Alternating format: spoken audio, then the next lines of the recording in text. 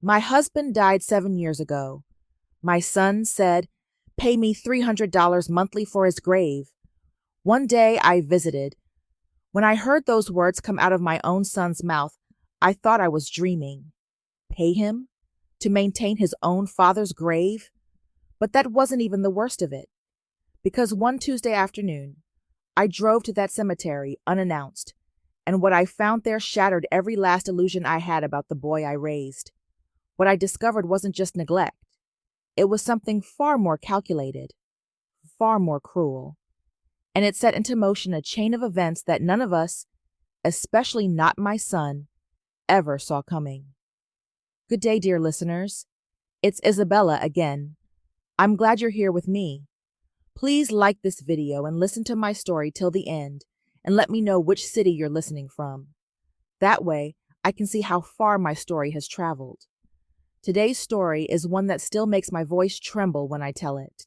It's about a mother's love, a son's betrayal, and the truth that was hiding beneath 6 feet of earth and a headstone that should have been sacred. My name is Lorraine Whitfield. I'm 72 years old, and I live in a small brick house on Chestnut Lane in Knoxville, Tennessee. It's the same house I moved into 41 years ago, the summer I married my husband, Gerald. He was a tall man with broad shoulders and the kind of quiet confidence that made you feel safe just standing next to him. Gerald worked as a machinist at the aluminum plant for 33 years. Never missed a day unless one of our kids was sick. Even then, he'd go in for a half shift and come home smelling like metal and sweat, asking what he could do to help. I worked as a school secretary at Bearden Elementary for 26 years. Between the two of us, we weren't rich, but we were steady. We paid off this house by 2009. We had a small savings account, a modest pension, and a life insurance policy Gerald insisted on keeping even when money was tight. We had 2 children. Our eldest, a daughter named Christine, lives in Asheville, North Carolina, with her husband Paul and their 2 girls, Lily and Emma. Christine is the kind of daughter who calls every Sunday, sends flowers on my birthday, and drives 3 hours just to help me put up Christmas decorations. Then there's our son, Derek. He's 44 now, lives about 20 minutes away from me in a newer subdivision on the west side of Knoxville. Derek is married to a woman named Vanessa. They have 1 son, Tyler, who just turned 14. Gerald always had a soft spot for Derek. He was our baby, born 5 years after Christine, and Gerald doted on him in a way that only fathers can with their youngest sons. They'd fish together, watch football together, and every Saturday morning, Gerald would make pancakes, and Derek would sit on the counter and watch. Even after Derek grew up and moved out, Gerald would drive over to his house just to mow his lawn or fix a leaky pipe. That's the kind of father Gerald was. He gave everything, and he never once asked for anything back. Gerald passed away on October 14th, 2017. He was 68 years old. It was a heart attack, sudden and massive. He collapsed in the garden right beside the rose bushes he'd planted the year we got married. I found him there at 4:22 in the afternoon, lying on his side with his hand still gripping the garden trowel. The ambulance came in 11 minutes, but it was already too late. I sat on the back porch for 3 hours after they took him away, staring at those roses, watching the light change, unable to feel my own legs. On the mantel in my living room, there's still a photograph of Gerald and me from our 30th anniversary. He's wearing his good blue shirt, and I'm laughing at something he said that I can't remember now. I look at that photo every single morning, and every morning I whisper, "Good morning, sweetheart." After the funeral, Derek offered to handle the arrangements for Gerald's grave site. He said he'd take care of everything: the perpetual care package at Greenwood Memorial Cemetery, the headstone maintenance, the seasonal flowers. I was so deep in grief that I couldn't think clearly, so I was grateful. I handed him $6,000 from Gerald's life insurance payout specifically for cemetery costs and upkeep. He told me that amount would cover several years if managed wisely, At the time, I believed him completely. He was my son, after all.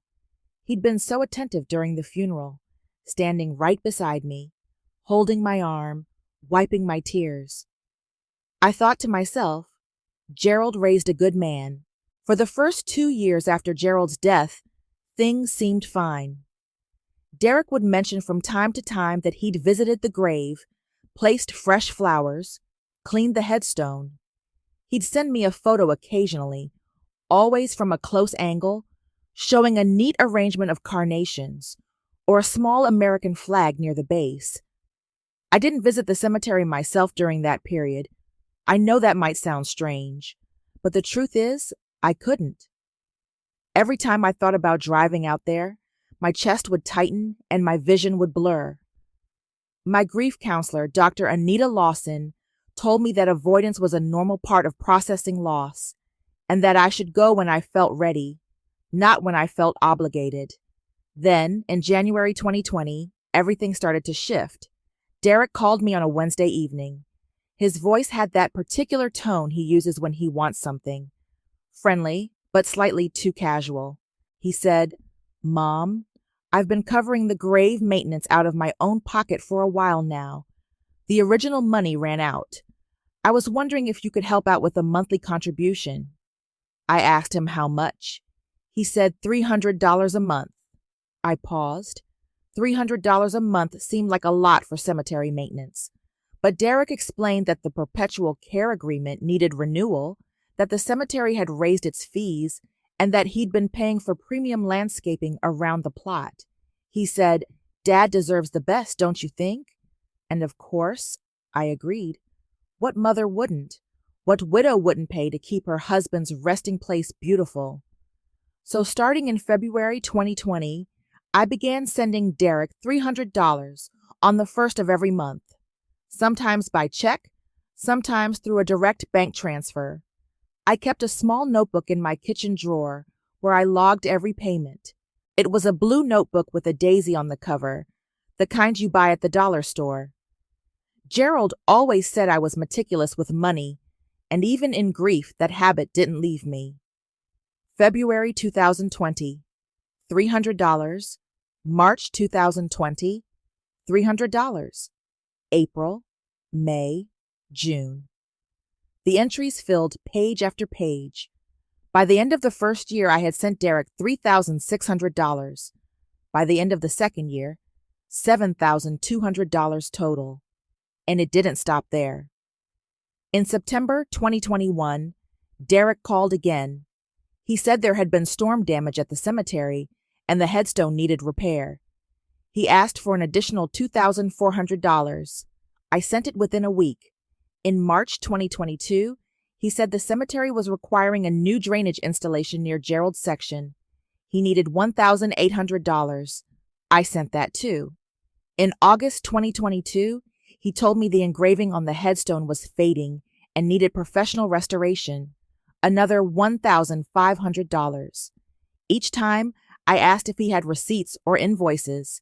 Each time, he said he'd bring them by later. He never did. And I never pressed, because pressing felt like doubting my own son. And what kind of mother doubts her son when he says he's caring for his father's grave? By early 2023, the monthly payments plus the extra charges had totaled $18,900. I want you to understand what that number meant for a 71-year-old widow living on Social Security and a small pension. It meant I stopped going to my dentist. I'd needed a crown on my back molar since 2021, but I kept putting it off. It meant I canceled my annual trip to Asheville to see Christine and the grandkids because I couldn't afford the gas and the hotel anymore. It meant I started buying the discount bread and the dented cans at the grocery store. I ate soup for dinner more nights than I like to admit. My neighbor, Ruth Callahan, noticed I lost weight and asked if I was feeling all right. I told her I was fine. I told everyone I was fine. Meanwhile, Derek and Vanessa seemed to be doing quite well. I noticed things, but I explained them away. The new SUV in their driveway that appeared in June 2022, a shiny black Chevrolet Tahoe. Vanessa's new designer handbag she carried at Tyler's school event. The kitchen renovation Derek mentioned casually over Thanksgiving, granite countertops, and new stainless steel appliances. I told myself they were doing well at work. Vanessa was a dental hygienist, and Derek worked in sales at a building supply company. Maybe they'd gotten raises. Maybe they'd been saving. It wasn't my business, I thought. I was just glad they were comfortable. But then something happened that planted the first seed of doubt. In April 2023, Christine came to visit me for Easter weekend. She noticed the blue notebook on the kitchen counter and asked about it. I told her about the monthly payments and the extra expenses for Gerald's grave. Christine went very quiet. She set down her coffee cup and looked at me with an expression I couldn't quite read. "Mom," she said slowly, "have you actually been to the cemetery recently?" I told her I hadn't, not since the funeral. She didn't say anything more about it that weekend, but I could tell something was bothering her. On Sunday evening, before she drove back to Asheville, she hugged me tighter than usual and said, "Promise me you'll go visit Dad soon. Promise me." I promised, but weeks passed, and I still couldn't bring myself to go. The grief was still there, sitting heavy in my chest like a stone, and part of me was afraid, not of the cemetery itself, but of what I might feel standing in front of that headstone, 7 years of unspoken words pressing against my ribs. Then came May 15th, 2024, a Tuesday, the day everything changed. I woke up that morning feeling different. I can't explain it exactly, but it was as if something had shifted overnight. I looked at Gerald's photograph on the mantel and said, "I'm going to see you today, sweetheart." I put on my good navy dress, the one with the small white flowers that Gerald always liked. I drove to Greenwood Memorial Cemetery. It took 23 minutes. The sky was overcast, and the air smelled like rain and fresh-cut grass. I parked near the east entrance and walked along the gravel path towards Section D, Row 14, Plot 7. Gerald's plot. I saw it from about 30 feet away, and I stopped walking. My body knew something was wrong before my mind caught up. The plot was a disaster. The grass around the headstone was overgrown and patchy, full of crabgrass and dandelions. There were no flowers, no flag, no seasonal decorations of any kind. The headstone itself was filthy, covered in a greenish film of algae and grime. Bird droppings streaked one side. A crack ran diagonally across the lower left corner, a crack that clearly hadn't been repaired. There was no evidence of premium landscaping, no sign of drainage work, no restored engraving. The letters of Gerald's name were so faded, I had to kneel down and trace them with my finger to read them clearly. Gerald Arthur Whitfield, beloved husband and father, 1949 to 2017. I knelt there on the damp grass for what felt like an hour, though it was probably only 10 minutes. My hands were shaking. My knees ached against the cold ground. Something cold settled in my chest. Not sadness, not yet. Something sharper, clearer. It was the feeling of a curtain being ripped open, of light flooding into a room I'd kept dark for years. My son had been lying to me. Not once, not twice, continuously, systematically, for over 4 years. I drove home in a state of strange calm, the kind of calm that comes after shock, before the full wave of anger hits. I sat down at my kitchen table, opened my blue notebook, and began counting. Every payment, every extra charge, every excuse he'd given. Then I called Christine. She answered on the second ring. When I told her what I'd found, she was silent for a long moment. Then she said, very quietly, "I knew it, Mom. I drove by that cemetery after Easter last year. I saw the grave. I didn't know how to tell you. I'm so sorry." We stayed on the phone for 2 hours that night. By the end of the call, we had a plan. The next morning, Wednesday, May 16th, I called the administration office at Greenwood Memorial Cemetery and asked to speak with the manager. His name was Donald Pruitt. I told him I was Gerald Whitfield's widow and asked about the perpetual care agreement, the premium landscaping, the drainage installation, and the headstone repairs that my son had supposedly arranged and paid for. Mr. Pruitt was very patient. He pulled up Gerald's file and went through everything line by line. He told me the original perpetual care package, the basic one included in the burial agreement, was still active and had been fully paid at the time of burial in 2017. It covered basic groundskeeping only. No premium landscaping package had ever been purchased. No drainage installation had been requested or performed in Gerald's section. No headstone repair work had been ordered, and no one named Derek Whitfield had contacted the cemetery for any services or payments since 2018. I asked him to put all of that in writing. He said he would, and he did. The letter arrived at my house 4 days later, on official Greenwood Memorial Cemetery letterhead, signed by Donald Pruitt himself. Then I called my bank. I spoke with a customer service representative named Tamara Phillips. I asked her to pull records of every transfer and check I had sent to Derek Whitfield's account over the past 4 years. She compiled the list and mailed me a certified statement. The total was $21,600 in monthly payments, plus $5,700 in additional emergency charges. Grand total, $27,300. $27,300. Sent to my son for the maintenance of a grave he never maintained, for services he never purchased, for lies he told me month after month, year after year, while I ate soup for dinner and skipped my dental appointments. I spread all the documents across my dining table that evening, the bank statements, the cemetery letter, my blue notebook with its careful entries, the photos I'd taken of Gerald's neglected grave on my phone. The number stared back at me, unchanging and cruel. $27,300. The next step was the hardest. I called an attorney. Christine had researched elder financial abuse lawyers in the Knoxville area and found one with excellent reviews. Her name was attorney Barbara Hendricks. She was 57 years old, with short silver hair and sharp brown eyes behind rimless glasses. Her office was on Gay Street downtown, in a converted Victorian with creaky floors and bookshelves covering every wall. I met with her on Friday, May 24th at 10 a.m.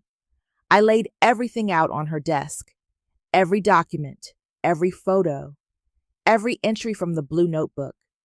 She reviewed it all in silence, occasionally making notes on a yellow legal pad. When she finished, she took off her glasses, rubbed the bridge of her nose, and said, "Mrs. Whitfield, what your son did is textbook elder financial exploitation under Tennessee Code 71-6-117. This isn't a family disagreement. This is a crime." She explained my options. I could pursue criminal charges through the district attorney's office, or I could file a civil lawsuit for restitution and damages, or both. I chose both. Barbara filed the civil complaint the following Monday. She also referred me to Detective Angela Martinez at the Knox County Sheriff's Office, who specialized in elder abuse cases. Detective Martinez was a no-nonsense woman in her early 40s with a firm handshake and a notepad that never left her hand. She took my statement on June 3rd, reviewed the evidence, and opened a formal investigation. Meanwhile, I did something I should have done long ago. I blocked Derek's phone number. I stopped the monthly payments immediately, and I changed the locks on my front door because Derek had a spare key, and I no longer trusted him with access to my home. The silence lasted exactly 6 days. On June 9th, a Sunday, Derek showed up at my front door at 11:15 a.m. I saw him through the living room window. He was pacing on the porch, running his hands through his hair. He knocked 3 times, then 4, then started ringing the doorbell repeatedly. I opened the door but kept the chain on. "Mom, what the hell is going on?" he said. "You changed the locks? You're not answering my calls?" "I went to the cemetery, Derek," I said. His face changed. It was subtle, but I saw it.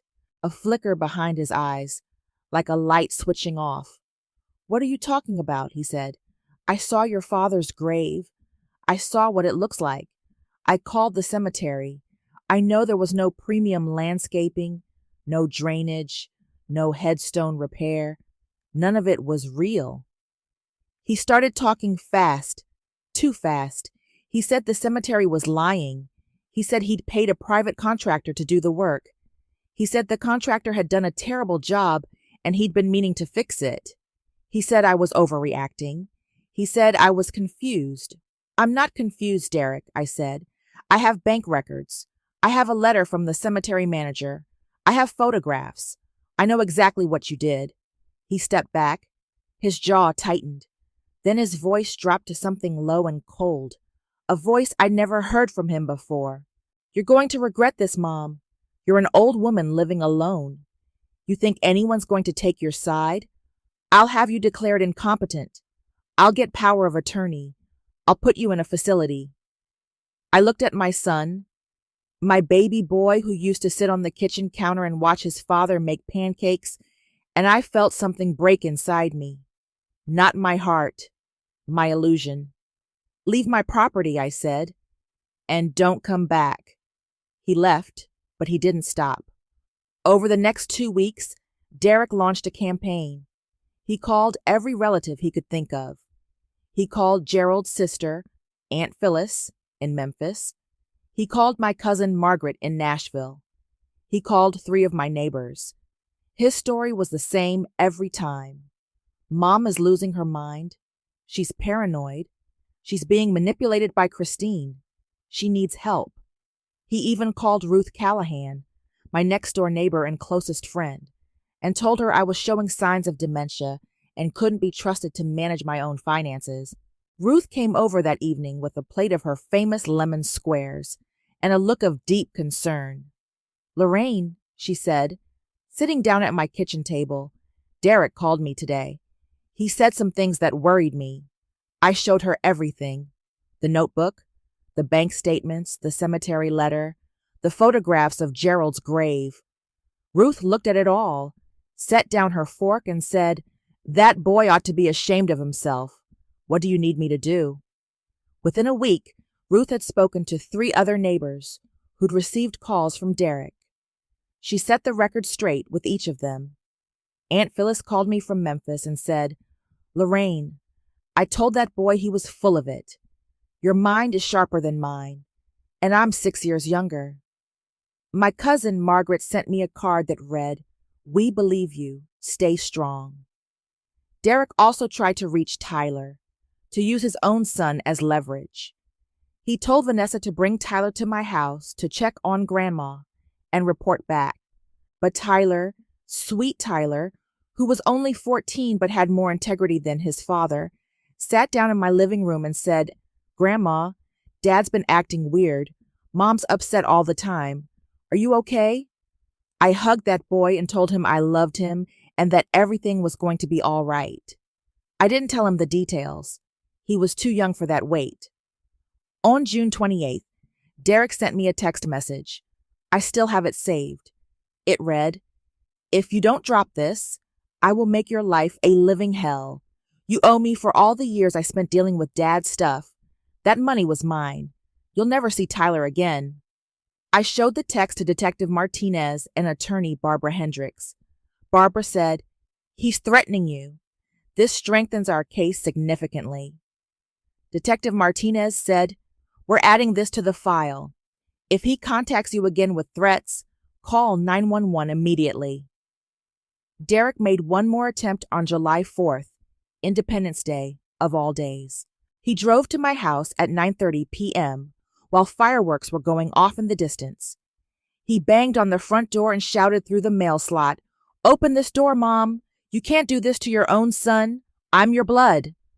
Ruth heard the commotion from next door and called the police. 2 officers from the Knoxville Police Department arrived in 8 minutes. Officer James Daly and Officer Patricia Sung. They told Derek to leave the property immediately or face arrest for trespassing and harassment. He left. He didn't come back after that. The civil trial was scheduled for September 12, 2024, at the Knox County Chancery Court. Attorney Barbara Hendricks spent the entire summer building the case. She was meticulous. She organized every bank record, every check, every transfer confirmation into a binder with color-coded tabs. She obtained Gerald's original burial agreement from Greenwood Memorial Cemetery showing what had actually been paid in 2017. She got a sworn affidavit from Donald Pruitt confirming that no services beyond basic perpetual care had ever been requested or performed. She subpoenaed Derek's bank records through a court order and discovered where the $27,300 had actually gone. It hadn't gone to Gerald's grave. It had gone to Derek and Vanessa's personal accounts. From there, Barbara traced $8,400 to the down payment on their new Chevrolet Tahoe. $6,200 went to the kitchen renovation.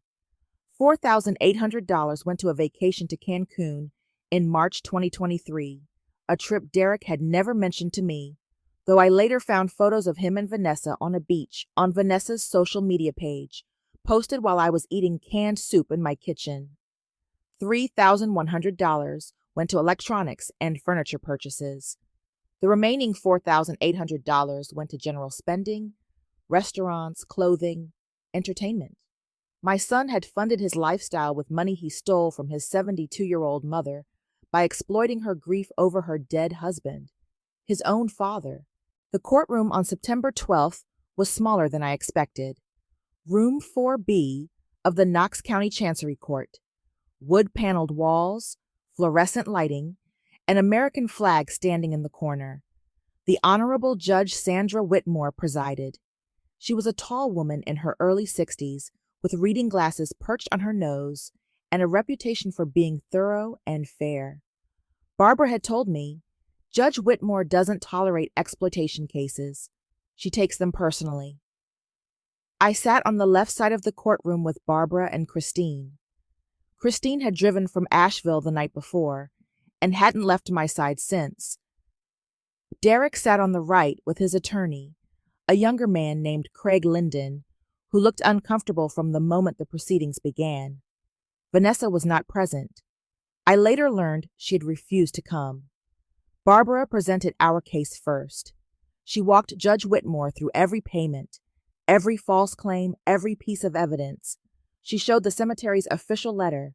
She showed the photographs of Gerald's neglected grave, projected on a screen so the whole courtroom could see the overgrown grass, the cracked headstone, the bird droppings, the faded engraving. She showed Derek's bank records with the traced expenditures. She showed the threatening text messages. She called Donald Pruitt as a witness, who confirmed under oath that no premium services had been purchased. She called Detective Angela Martinez, who testified about the ongoing criminal investigation. She called Ruth Callahan, who testified about Derek's attempts to smear my reputation and have me declared incompetent. Then it was Craig Linden's turn to defend Derek. He tried. He argued that the payments were voluntary gifts from a mother to her son. He argued that there was no formal contract requiring Derek to use the money for cemetery maintenance. He argued that family financial arrangements are private matters, not legal ones.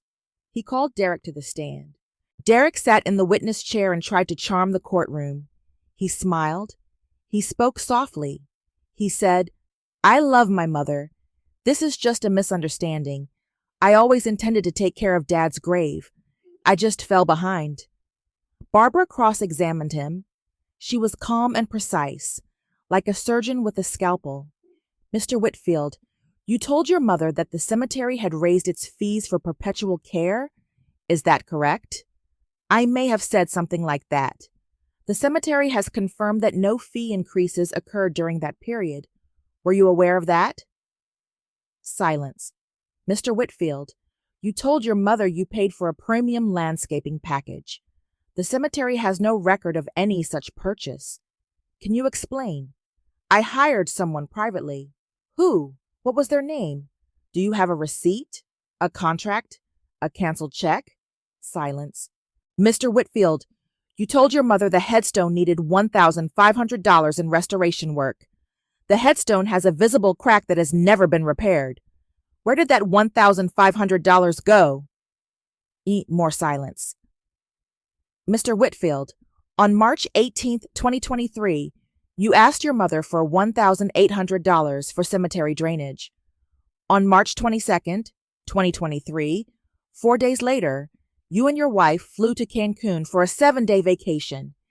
Can you explain that timing? Derek's face went red. His jaw worked, but no words came out. Craig Linden objected twice during the cross-examination. Judge Whitmore overruled him both times. Barbara concluded by addressing the court directly. Your Honor, this case is not about a family disagreement. It is about the systematic exploitation of a vulnerable elderly widow by her own son. He used her grief as a weapon. He used her love as an ATM. He lied to her face for 4 years while she went without dental care, skipped meals, and isolated herself from her family. And when she discovered the truth, he threatened to have her declared incompetent and institutionalized. This court has the power and the obligation to make it right. Judge Whitmore took a brief recess. When she returned, she read her decision aloud. I find in favor of the plaintiff, Lorraine Whitfield. The evidence presented is overwhelming and deeply troubling. The defendant, Derek Whitfield, engaged in a sustained pattern of financial exploitation of his elderly mother, using fabricated expenses related to his deceased father's grave site as a pretext to extract money for his personal use. This court orders the following: full restitution in the amount of $27,300 to be paid to the plaintiff within 90 days. Punitive damages in the amount of $15,000 for emotional distress and breach of fiduciary trust. A permanent restraining order prohibiting the defendant from contacting the plaintiff except through legal counsel. The court further refers this matter to the Knox County District Attorney for criminal prosecution under Tennessee's elder abuse statutes. Derek sat frozen in his chair. Craig Linden leaned over and whispered something to him. Derek shook his head slowly, like a man waking from a dream he couldn't believe was real. Christine squeezed my hand. Barbara closed her binder. And I sat there, looking at the American flag in the corner of that courtroom, thinking about Gerald, thinking about his roses, thinking about what he would have said if he'd known what his own son had done. The aftermath was swift and thorough. Derek was unable to pay the full restitution within 90 days. Barbara filed a motion to garnish his wages and place a lien on his assets. The court approved it.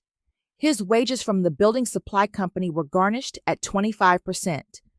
The lien attached to his house in the West Knoxville subdivision. The criminal case moved forward simultaneously. The Knox County District Attorney's Office, led by Assistant District Attorney Robert Chen, charged Derek with 1 count of financial exploitation of a vulnerable adult, a Class D felony in Tennessee. Derek's criminal attorney negotiated a plea deal to avoid trial. Derek pleaded guilty and was sentenced to 3 years of probation, 200 hours of community service, and mandatory participation in an elder abuse awareness program. He was also required to pay an additional $5,000 fine to the state. But the legal consequences were only the beginning of Derek's unraveling. Vanessa, who had been growing increasingly distant during the proceedings, filed for divorce in November 2024. During the divorce proceedings, it came out that Derek had also been hiding credit card debt totaling $14,000 that Vanessa hadn't known about. She took Tyler and moved to her mother's house in Chattanooga. Tyler's custody was awarded primarily to Vanessa, with Derek receiving supervised visitation every other weekend. Derek's employer, Southeastern Building Supply, learned about the felony plea and terminated his employment in January 2025. His company handbook had a morality clause that specifically mentioned financial crimes. He lost his health insurance and his company truck. Within 3 months, he was unable to keep up with his mortgage payments. The house in West Knoxville went into foreclosure in April 2025. The Chevrolet Tahoe, the one partially funded by my grocery money, was repossessed in May. Word spread through the community. Knoxville isn't a small town, but certain neighborhoods have long memories. Derek's name appeared in the court records, which were public. Ruth Callahan's daughter worked at a local news station and mentioned the case to a reporter, though ultimately no story was published. Still, people knew. At Tyler's school events, parents whispered. At the hardware store where Derek used to buy supplies, former colleagues averted their eyes. The man who once bragged about his kitchen renovation couldn't afford to rent a one-bedroom apartment without a cosigner. I saw Derek one more time. It was in late June 2025 at a Kroger grocery store on Kingston Pike. I was in the produce section, picking out tomatoes for a salad I was making for Christine and the girls, who were coming for the 4th of July. I looked up and there he was, standing at the end of the aisle with a basket containing a loaf of bread, a jar of peanut butter, and a gallon of milk. He looked 10 years older than the last time I'd seen him. Thinner. Dark circles under his eyes. His shirt was wrinkled. Our eyes met. He opened his mouth as if to say something. Then he closed it. He looked down at his basket. Then he turned and walked away. I felt nothing. Not triumph. Not pity. Just quiet certainty that justice had been served, and a deep, abiding sadness that it had been necessary at all. After the court's ruling, I used the restitution and damages money carefully. The first thing I did was hire a proper memorial care company, Greenwood's own premium service, to restore Gerald's grave. They cleaned the headstone with professional stone cleaner, repaired the crack, re-engraved the letters until they were sharp and clear again. They planted new sod around the plot, installed a small granite flower holder, and placed a fresh arrangement of red roses, Gerald's favorite. The cost was $2,100, a fraction of what Derek had claimed. I stood at that grave on a Saturday morning in October 2024, exactly 7 years after Gerald's death, and I finally let myself cry. I cried for everything. For Gerald. For the years I'd lost to grief and manipulation. For the son I thought I had. And when I was done, I wiped my eyes and said, "It's taken care of now, sweetheart. For real this time." I paid for my dental crown, finally. Dr. Neelam Patel at Bearden Dental fixed my back molar in November 2024 and told me I should have come in 2 years earlier. I told her she was right. I donated $3,000 to the Tennessee Coalition Against Elder Abuse, a nonprofit that provides legal assistance and counseling to older adults who have been financially exploited by family members.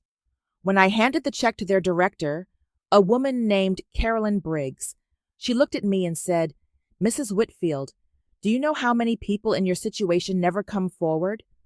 I told her I almost didn't. She said, "That's exactly why your donation matters." I set up an education fund for Tyler. I put $5,000 into a savings account in his name, with Christine listed as the custodial manager. I told Vanessa about it, and she cried on the phone. She said, "You didn't have to do that. Not after everything." I told her Tyler was my grandson and that none of this was his fault. I see Tyler once a month now.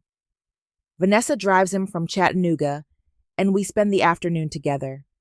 He's growing tall, like Gerald. He has Gerald's quiet way of listening, his habit of nodding slowly before he speaks. Last time he visited, he helped me weed the garden, and when he found one of Gerald's old rose bushes struggling beneath the overgrowth, he dug around it carefully and said, "We should save this one, Grandma." I nearly lost my composure right there. I used some of the remaining money to take that trip to Asheville I'd been canceling for years. Christine picked me up at the airport with Lily and Emma, who made a sign that read, "Welcome, Grandma," in glittery purple letters. We spent 5 days together. We hiked in the Blue Ridge Mountains, slowly and carefully, with Christine holding my arm on the steep parts. We ate at a little restaurant downtown that served the best fried trout I've ever tasted. We sat on Christine's back porch in the evenings and watched the fireflies. One night, Lily, who's 12 now, curled up beside me on the porch swing and said, "Grandma, you seem different, happier." I kissed the top of her head and said, "I think I am, sweet girl." I also started volunteering at the local senior center on Tuesdays and Thursdays. I help with paperwork, answer phones, and sit with older adults who just need someone to talk to. Some of them have stories like mine: sons or daughters who took advantage, money that disappeared, trust that was broken. I listen to every one of them. I don't interrupt. I don't judge. And when they're finished, I tell them about Barbara Hendricks and Detective Martinez and the blue notebook with the daisy on the cover. I tell them that documenting everything is the first step, that they are not crazy, that they are not alone, that they deserve better. Ruth Callahan and I have become closer than ever. She comes over for coffee every morning at 8:30, and we sit at the kitchen table and talk about everything and nothing. She told me last week that I look 10 years younger than I did a year ago. I laughed and said it's because I'm finally eating proper meals again, but I think it's more than that. I think it's because the weight is gone, not just the financial weight, but the weight of pretending, of hoping things would get better on their own, of believing lies because the truth was too painful to face. My house on Chestnut Lane feels different now, lighter. I repainted the living room a soft sage green that Gerald would have loved. I bought a new cushion for his favorite armchair, the brown leather one by the window where he used to read the Sunday paper. I planted new roses in the garden, right beside the spot where he fell. They bloomed this past spring, deep red and fragrant, and every time I walk past them, I swear I can feel him smiling. I still look at his photograph on the mantel every morning. I still say, "Good morning, sweetheart." But now, instead of sadness, I feel something else. Gratitude for the years we had, for the man he was, for the strength he somehow left behind in me, waiting for the day I'd need it. Sometimes people ask me if I regret taking legal action against my own son. I always give the same answer. I don't regret it. I grieve it. There's a difference. I grieve the relationship that could have been. I grieve the trust that was broken. I grieve the little boy who sat on the kitchen counter and watched his father make pancakes. But I don't regret standing up for myself. I don't regret demanding accountability. And I don't regret protecting Gerald's memory